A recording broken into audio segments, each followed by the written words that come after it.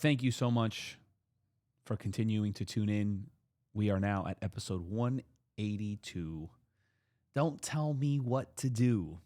Special shout out to our sponsors, David Rosenberg of Rosenberg Law, MyDanceShirts.com, and Miami Salsa Cruise.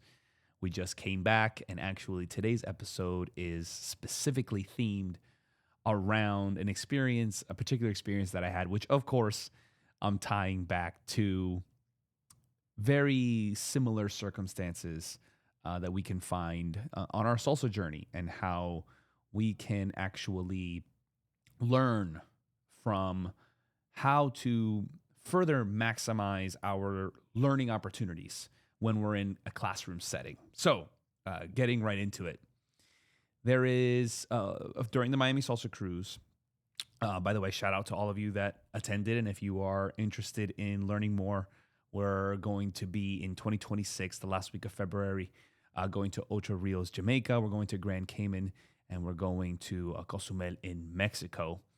MiamiSalsaCruise.com for more information. When we were on the cruise this past year, some of the group, we decided to experience the Carnival Kitchen.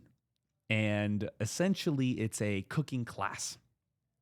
And it was absolutely wonderful. It was a great experience. And ultimately, what I found was a very similar or common denominator, yet again, amongst classes, learning environments. And of course, having taught now for quite some time, I'm always finding myself analyze these scenarios and seeing how we can optimize from both a teacher perspective as well as a student, because in this case, of course, I was a student here, and I actually am a huge fan. If you cook, if you do that, you are absolutely amazing. I look up to you, I envy you, and I will be learning in my journey here in this life. That is for sure, as there's just so much room for artistic interpretation and the immediate benefits, right? I mean, what's better than eating? I mean, there isn't much better. To be able to benefit from that is amazing. Similar to dance, right? So this particular class, amongst many, it was formatted in a way that it was more of a step-by-step. It was more of a turn your burner to 8. Put set ingredients in pot. Stir. Put oil into pot. Remove pot from burner, right? So it was kind of like this brainless, if I may, experience, which, to be fair, with this endless fountain of wine that they were providing at the same time, it was a lovely experience. However, I want to kind of challenge the word that's being used here, which is a class. So for me, and again, this is my beliefs, my interpretations, right? Feel free to disagree. Write me, Andres at SalsaKings.com. Let's talk about it. That a class should be one that's engaging. So this one was very interactive in the sense that I'm doing something, right? But I feel that when we're learning something, the application should always be practiced. And when it comes to cooking, not following a recipe, right? But being a chef, if you would, per se, requires the ability to improvise or create. Very similar to our social dance. There's a lot of classes out there, as you know, or not, right? But there's a lot of classes out there that is more of the instructor kind of taking you through not what necessarily the possibilities could be versus saying specifically step by step what to do in specific scenarios. And similar similar to cooking in dance, that's not how it works. There is, at least if we're trying to be in the creation space, there needs to be a sense of spontaneity. There's very real differences. There's very real scenarios that change in the process. That's if we're learning how to cook, if we're learning how to create a new dish or create a new meal. So, as per suggestion, I guess you can say, just to keep the analogy, right? Perhaps there's a list of ingredients that are options, right? So, okay, would you like chicken, shrimp, or steak, right? And you could choose, right? So then let's say, okay, you have chicken, shrimp, or steak. Then do we want red wine or white wine? And it's almost allowing, or at least in the very minimum, allowing the student to believe that they could make the wrong choice. And then, of course, a good student should be asking questions. Hey, chef, professor, instructor, if I choose beef, if I choose steak, I heard that red wine pairs best. Is that true? Why? And then you start to begin to learn, because we're in this kind of very real scenario where we need to make a choice, because at the end of the day, the meal that's going to come out, or the dance that's going to come out at the end, is a direct product of my choices. But a good instructor, a good professor, a good chef who's teaching their students, right, is ultimately going to guide them in a way that the choices that they make are going to be in the right direction. Now, and in the right direction, meaning within the set parameters where they're not going to burn the meat, right? Or they're not going to, overcook or undercook, or essentially, again, just keeping it within the parameters that, regardless of whatever happens, is going to be enjoyable. Because similar to social dance, everyone has different taste preferences as well. So for us to kind of follow this set routine, again, I want you to find the parallels here, kind of following this set routine, not all leads or not all follows is going to particularly be interested in that, right? So almost having like a plethora of options and allowing students to choose and then find out why they chose that. It kind of brings me to, if you notice, we're kind of upgrading the studio around here, and you might see some Star Wars fandom and memorabilia and stuff. There's the Disney experience, the Star Wars experience in Orlando. There is the option to build your own lightsaber, right? So it's kind of like, again, an opportunity to get to know oneself, as everybody kind of creates their own unique lightsaber, dish, social dance, right? Now, don't get me wrong, I had an absolute amazing time in my experience with Carnival Kitchen. Shout out to Carnival Cruise Lines Corporations. I had an absolute blast.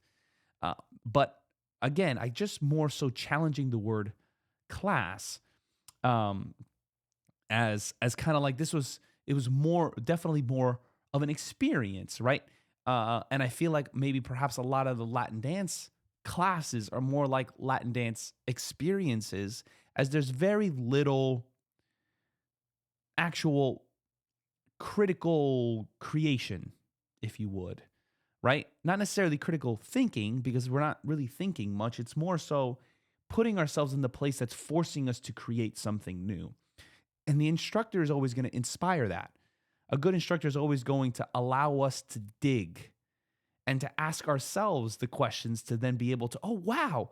And at the end, right, everyone is going to come out with something really, really beautiful, because we're always going to stay within those parameters. And a good instructor, someone who really knows their material, is going to guide a group, however large, to be able to have something that's always nice and unique.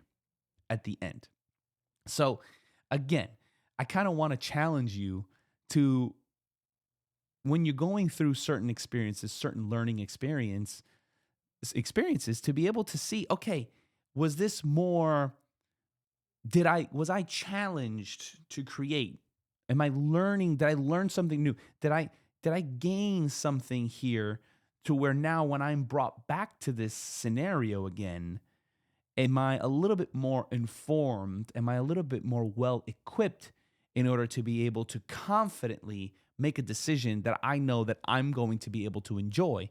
And the good news is that even if you made a decision that you weren't exactly comfortable with, or that you didn't like, that the result came out, even though it was good, you would have perhaps preferred the other way.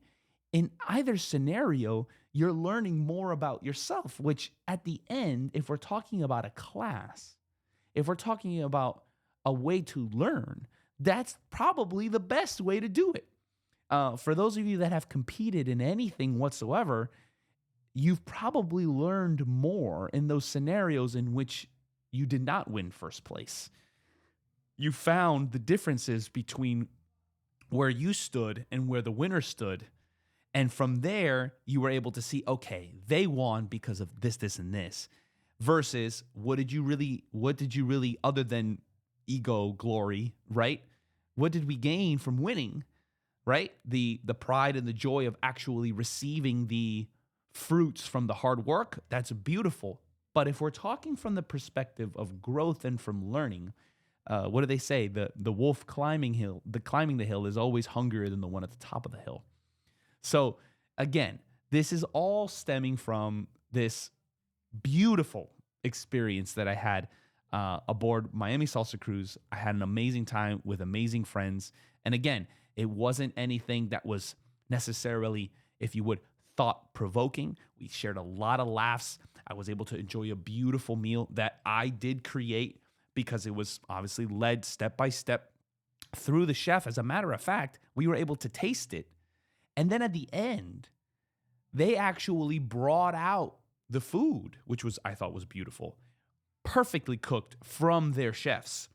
So you're able to try out the food that you made. So even if it came out good or bad or whatever the case is, you're actually able to enjoy at the end of the night or the end of the experience perfectly cooked, absolutely everything. And we had an absolute amazing time. So I actually highly recommend it. This Carnival Kitchen cooking experience. It was aboard the Celebration, the Carnival Celebration, which is their newest ship. I believe they have the experience over at other ships as well.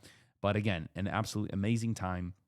But I challenge you is that if you're looking to learn, if you're looking for growth, find opportunities, and perhaps that may not be in group settings, because this was very much a group setting where naturally, for the sake of business, right, in which I honor and respect truly, there's a lot more people that are interested in a less pressure scenario or circumstance, right? An experience in which I'm able to more of enjoy myself, especially in a vacation setting.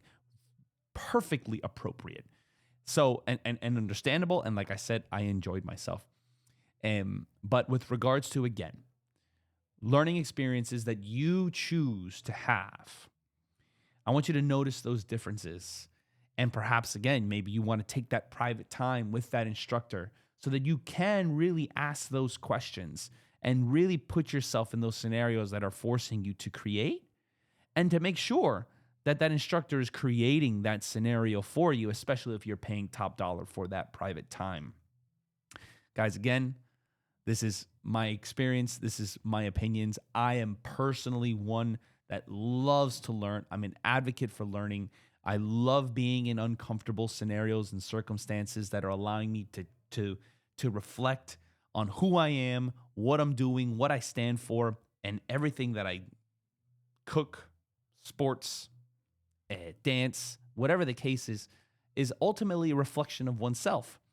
And the consistency throughout of all of that is definitely 100% rewarding, as you can move confidently through your life as you go about doing all of these things, which is so liberating ultimately at the end of the day. And I thank dance. I thank dance to allow me to be able to be in this space that I can go about doing that, because it provided that initial sense of confidence, because I was put in a scenario where I was forced to create, where I was forced to challenge myself, where I was forced to discover myself if I wanted to get to the next level, which at the next level, meaning how much fun can I have, which of course we talk about in almost every single episode here on Salsa Kings Live. Guys, again, I hope this makes sense. Write me, Andres, Andres, my first name, at salsakings.com. I hope to see you all next year, the last week of February 2026, on Miami Salsa Cruise. More info at miamisalsacruise.com. I love you all so much, and I'll talk to you next week. Bye-bye.